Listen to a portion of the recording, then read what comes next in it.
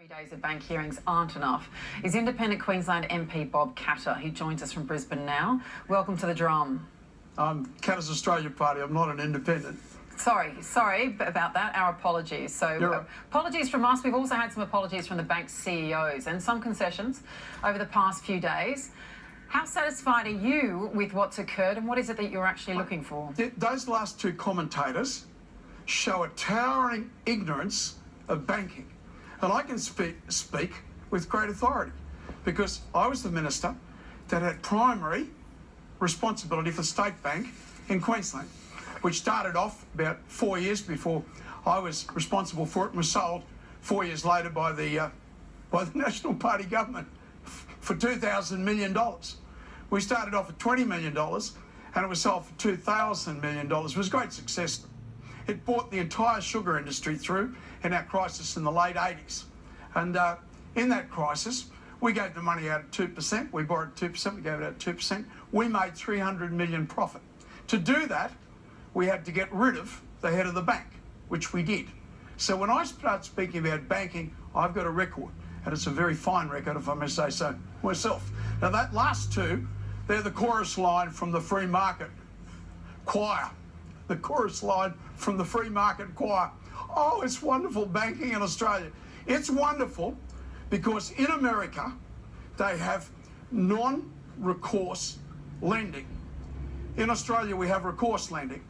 So when the banks, and this is their wonderful banking system. Now, I'll give you figures.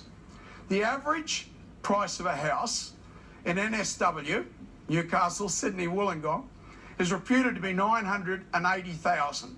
Reputable, mainstream sources, $980,000. The repayments on that are $50,000 a year. The average Australian earns $72,000, and his tax rate is $20,000. So he's got $50,000.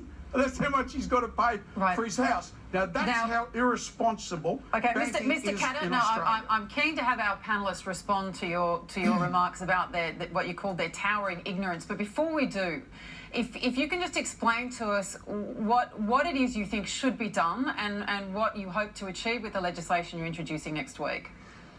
The Royal Commission has the power to subpoena documents, which really this inquiry does not have.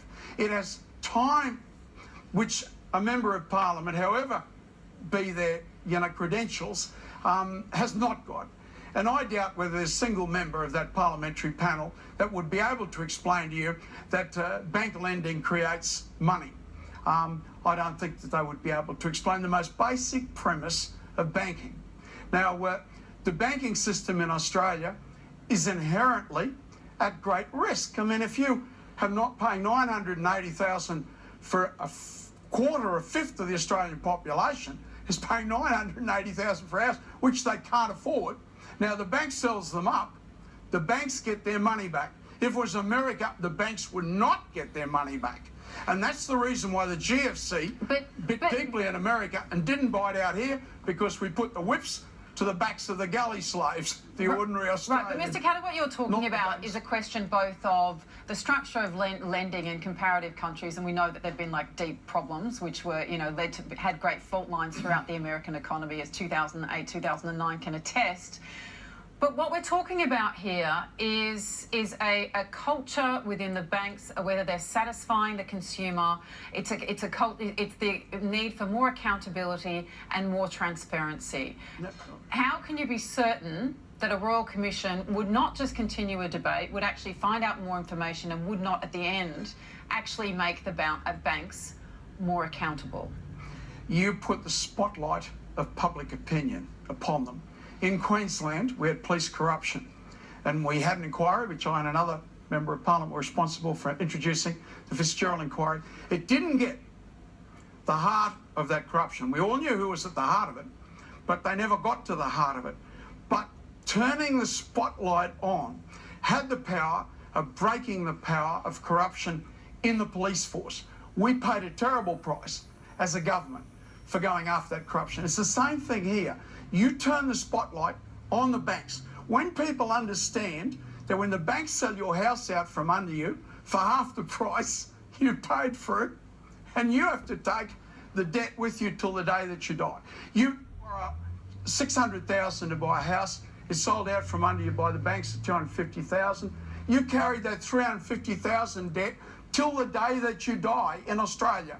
In America, the debt is written off. And you're convinced, the banks share the blame. You're convinced that as they should. that a Royal Commission would actually reduce the level of debt of this Australian household when it comes to their own mortgages. Is that what you believe should be the primary outcome? Yeah, I think there'd be an infinitely more responsible attitude by the banks, where they're lending money out to people who can't remotely afford to pay. And I'm just giving you the figures.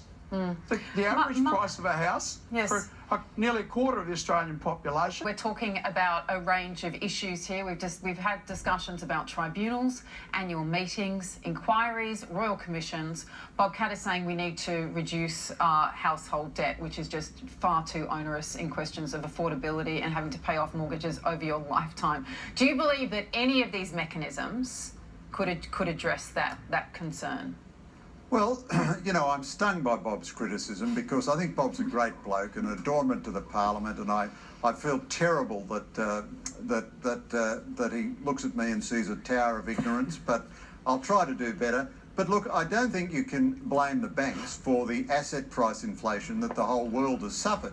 We have to have low interest rates to keep our economy going, and we want low interest rates, otherwise our currency will be far too highly valued for our international competitiveness. Now, low interest rates everywhere in the world have seen asset prices inflate.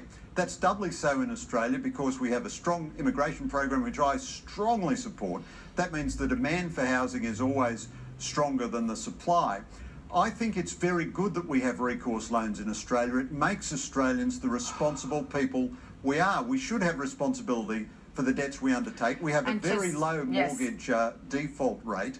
I think there is infinitely more going right with this than going wrong, and I just think sorry, just quickly, I want to get. I just want to get Mr. Catter's response to that.